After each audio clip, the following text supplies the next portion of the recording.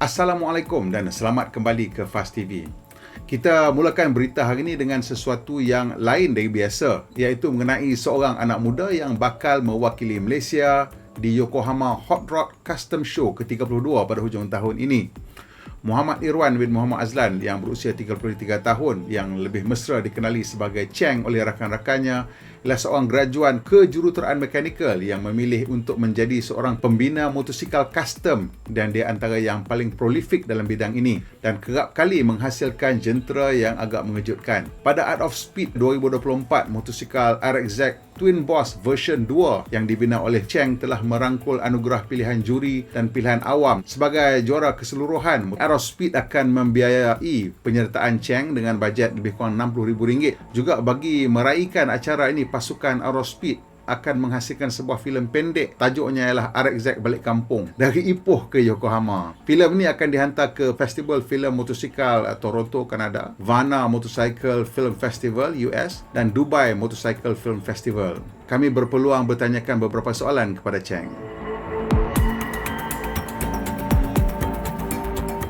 I'm doing the best of my ability and with what equipment I have. And with that, I'm giving my best level of fabrication in finishing this bike. From the engine itself, it's an improvement to merge two engines into one unit. So supposedly, it should have twice the horsepower and torque. For this build, in particular, it was the engine because it's an unproven method to merge two engines into one. So for me, that's the hardest part in this build. For the frame itself, I prefer to use a steel, of course, for its strength and rigidity. But for the engine, it's a fully cast alloy crankcase. By choosing the right materials, of course, in bikes we need the rigidity to really handles the bike well. So that's why I choose steel for this frame.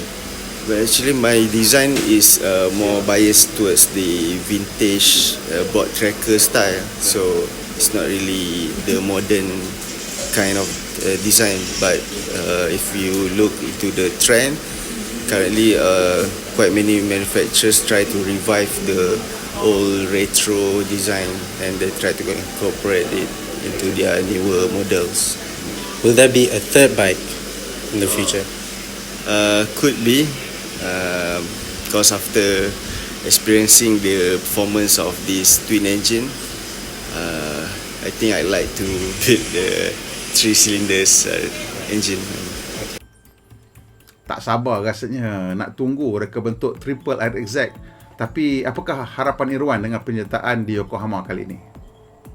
Semestinya saya letak harapan besar supaya dia adalah bawa balik di sini ke Malaysia dengan motor ni, dan supaya orang luar dan orang dalam Malaysia sendiri nampak bahawa scene custom dengan seni otomotif ni sebenarnya dekat Malaysia kuat dan boleh bertanding dengan orang luar. Sebelum kita ke berita seterusnya, kami belanja bunyi unik motosikal custom Twin Boss RXZ version 2. Kalau nak dengar efek terbaik, kuatkan volume tu.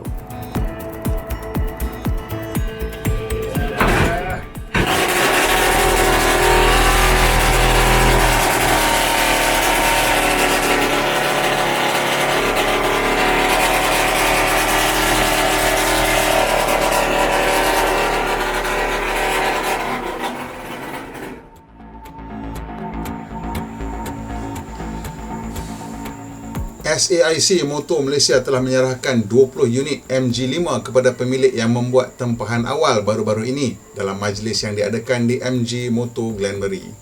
Dengan harga kompetitif dan spesifikasi yang agak bagus, model ini telah menarik minat segmen pembeli yang mengutamakan gaya dan kepribadian yang unik.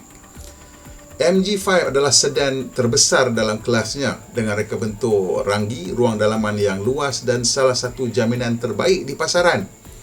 Pemilik MG5 baru dapat menikmati 5 tahun jaminan waranti tanpa had jarak pembatuan dan 7 tahun jaminan waranti tanpa had pembantuan untuk enjin, kotak gear dan keseluruhan sistem kuasa.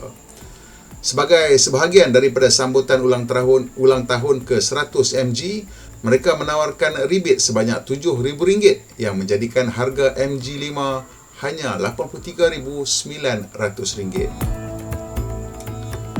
Sementara itu, perkhidmatan Maxim E-Hailing bekerjasama dengan Universiti Malaysia Sarawak ataupun UNIMAS untuk membantu pelajar untuk bergerak lebih mudah. Mereka telah mendapat kebenaran untuk menghantar pelajar sekitar kampus. Selain itu, Maxim juga turut bekerjasama untuk menambah baik infrastruktur universiti dengan menyediakan bangku di ruang menunggu.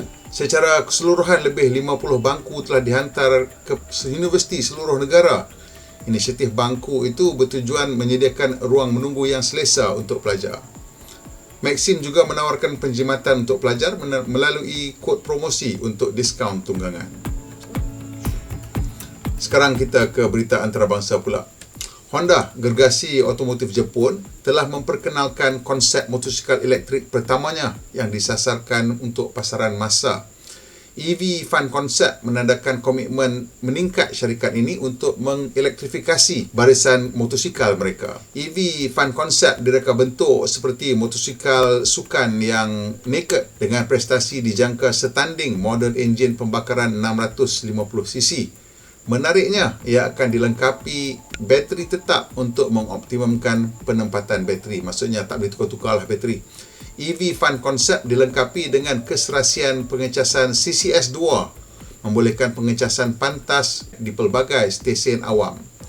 Honda juga memperkenalkan konsep skuter elektrik EV Urban Concept, mempamerkan pendekatan menyeluruh terhadap dua roda. Penggunaan CCS2 ni memang agak penting untuk motosikal, terutamanya kalau bateri tak boleh ditukar, kerana ia akan membolehkan mereka di-charge dengan laju. Berapa laju kita tak pasti lagi.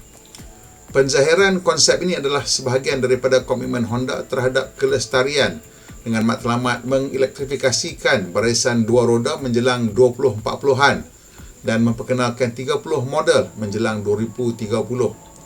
Walaupun julat EV Fun Concept agak sederhana, fokus pada reka bentuk ringan dan pengecasan laju mencadangkan pendekatan yang pragmatik.